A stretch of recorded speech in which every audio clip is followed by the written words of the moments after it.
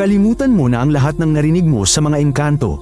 Ang Kievan Ross ay hindi lang tungkol sa mga prinsipe sa trono, kundi sa milyon-milyong ordinaryong tao na araw-araw nakikipaglaban para mabuhay. Mga kubo na walang bintana, pagkain ayon sa panahon, paliligo sa banya tuwing weekend, yan ang katotohanan. Walang stable na sweldo at pahinga rito, pero may komunidad, kalan, at pagkaunawa na ang nag-iisa ay walang laban. Nagbubungkal ang mga tao mula umaga hanggang gabi, at tuwing taglamig ay nabubuhay sa pamamagitan ng mga imbakan, tuyong isda, at pagtutulungan. Hindi ito gininto ang panahon, pero kinaya ng mga tao.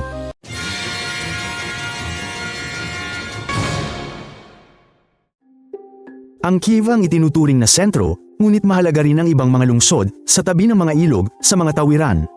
Ang mga tao ay naninirahan malapit sa tubig para may inumin, makapagnegosyo, at mas madaling makalipat. Sa loob pamilihan, mga artesano, simbahan, at ang korte ng prinsipe. At sa labas ng mga pader, mga nayon na may lupang sinasaka, mga hardin, at mga pastulan. Lahat ay magkakaugnay, ang lungsod ay hindi mabubuhay ng walang nayon, at ang nayon ay walang maibibenta ng walang lungsod. Ang mga kalsada ay mga ilog. Ang sinumang kumokontrol sa mga mabilis na agos at tulay, ay siyang namamahala hindi lang sa mga produkto kundi pati na rin sa mga tao. Marami tayong nalalaman tungkol sa buhay noon, mula sa lumang tala at mga nahukay sa lupa. Ang mga sulat sa balat ng kahoy, lumang palayok, at sirang palakol ay higit na nagsasabi kaysa anumang aklat. Kung may abong natagpuan, may sunog, kung may laruan o sapatos, may pamilyang nanirahan. Maging ang mga pagkakamali sa sulat ng mga bata ay nanatili, kung saan makikita, sumulat, nag-away, at nagkasundo sila. Kaya ang kasaysayan ng Ross ay hindi tungkol sa gawa-gawang bayani, kundi sa mga karaniwang taong katulad natin. Ang lahat ay simple lang na nahahati-hati. Sa itaas ay ang prinsipe at kanyang mga mandirigma na may kapangyarihan, pera at armas. Sumunod naman ang mga mayayaman, mga ngalakal, at mga tagapaglingkod ng simbahan. Pagkatapos ay ang karaniwang mga magsasaka na siyang bumubuhat sa lahat.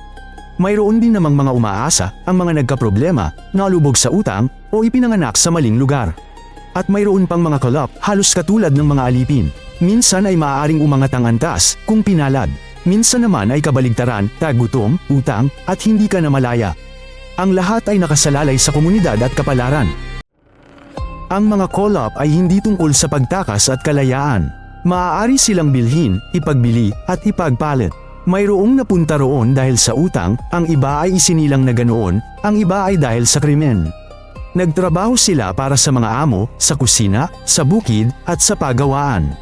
Ngunit mayroon din silang pagkakataon, bayaran ng utang, bilhin ang kanilang kalayaan, o palayain. Ang mahalaga ay makapunta sa isang normal na amo. At kung hindi, lahat ng ginagawa mo ay hindi sa iyo. Ganap na walang kalayaan. Ang lahat ay nakasalalay sa lupa at panahon. Sa tagsibol, pag-aararo, sa taginit, damo at dayami, sa taglagas, pag-aani, sa taglamig, paghihintay. Nagtatanim sila ng rye at oats, nangunguha ng pulot-pukyutan, nagpapatuyo ng berry, at nagpapausok ng isda. Ang kagubatan ay nagbibigay ng kabute at mailap na hayop, ngunit maaari rin itong manayra, sunog, mabangis na hayop, o matinding lamig. Para sa taglamig, gumagawa sila ng mga imbakan, pagkain, panggatong, at dayami. Kung hindi ka naghanda, walang makapagliligtas sa iyo. Ang kalikasan ay hindi dekorasyon, kundi pangunahing salik ng buhay. Masigla ang buhay sa bayan, ingay ng martilyo, talakayan ng mga mangangalakal, at usok ng mga horno. Nagpapanday ang mga panday, naghuhulma ang mga magpapalayok, nananahi ng sapatos ang mga manggagawang balat. Sa pamilihan, may pulot, isda, asin, tela, at alahas.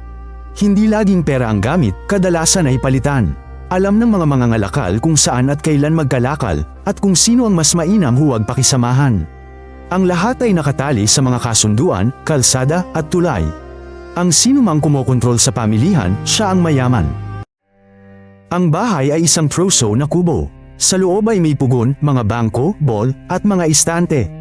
Sa sulok ay may ikona. Ang pugon ay ang lahat, dito sila nagluluto at natutulog. Ang pagkain ay simple, lugaw, sabaw, tinapay, isda. Bihira ang karne, ang produkto ng gatas ay ayon sa panahon.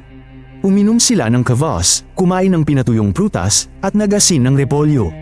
Lahat ay ginagawa na may sapat na reserba. Ang kalinisan ay sa paliguan at sa malinis na pinggan. kaya pwedeng mabuhay. Hindi nagpapabeya ang mga kababaihan, nagluluto sila, naghahabi, nag-aalaga ng mga hayop, at namamahala ng tahanan at mga anak. Sa mahihirap na pamilya, kasing pantay sila ng mga lalaki sa trabaho. Sa mayayaman naman, pinamamahalaan nila ang kabuhayan at nakikibahagi sa mga usapin. Ang kasal ay isang kasunduan at pagkakaisa, hindi pag-ibig sa unang sulyap. Ang diborsyo ay bihira ngunit posible.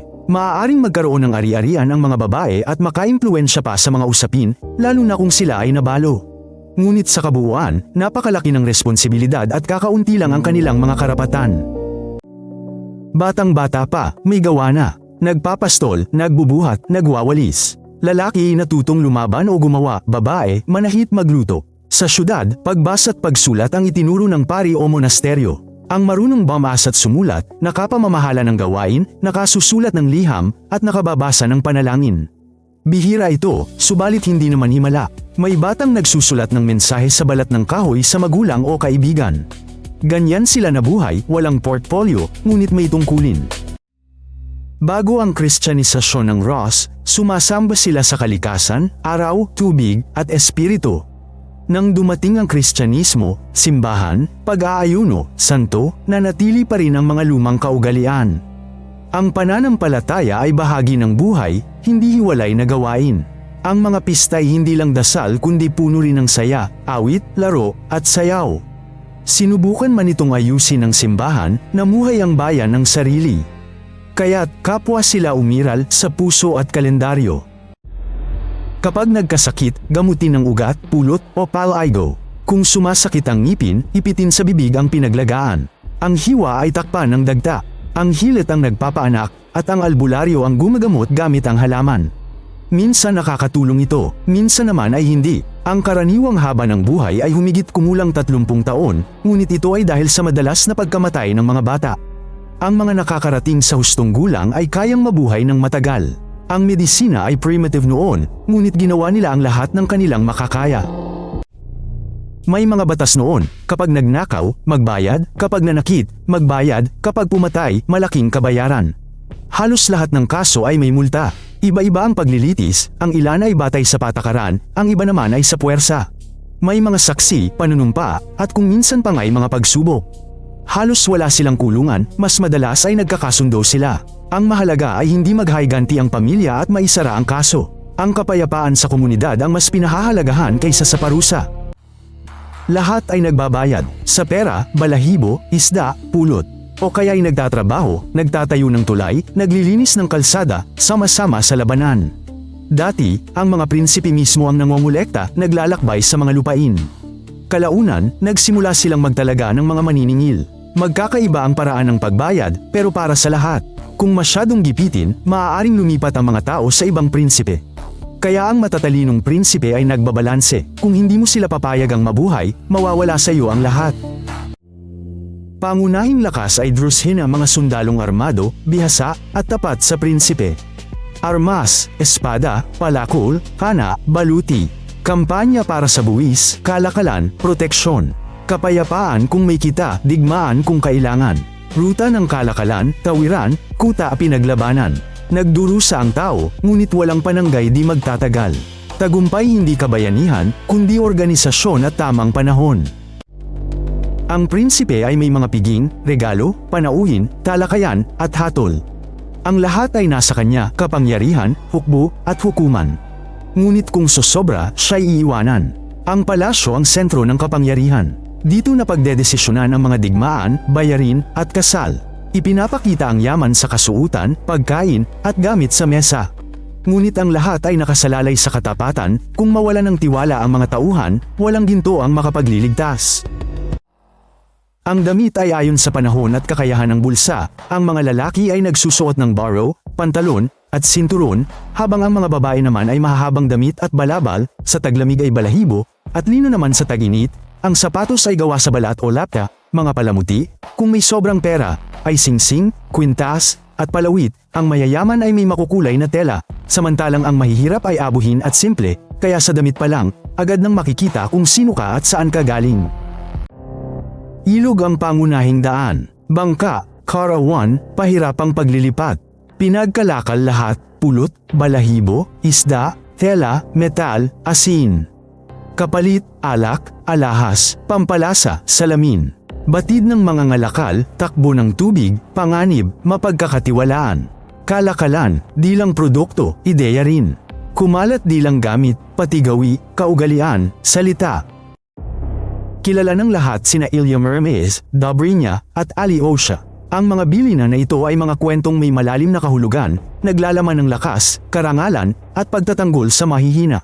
Sa likod ng mga ito ay may mga totoong tao, lungsod, at salungatan, at bagamat nakahanap ang mga siyentipiko ng mga libingan at tala, ang pinakamahalaga ay ang diwa. Nais ng mga tao na makita ang mga bayani sa kanilang tabi, hindi mahalaga kung sila ay totoo o hindi, ang mahalaga ay ang kanilang pagbibigay inspirasyon. Dumating ang mga kaaway mula sa silangan. Sinunog ang mga lungsod, dinala ang mga tao, at naputol ang kalakalan. Nawalan ng tao ang cave.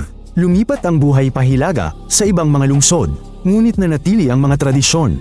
Ang pagsusulat, kaugalian, pagkain, sining, at mga pagdiriwang, lahat ng ito ay naipasa. Hindi naglaho ang Ross, nagbago lamang ito. At ang alaala ay nanatili sa lupa, sa mga salita, at sa atin. Kung naging interesante ito, mag-subscribe upang hindi makaligtaan ang mga bagong episode. Sa amin, lahat ay maikli at direkta.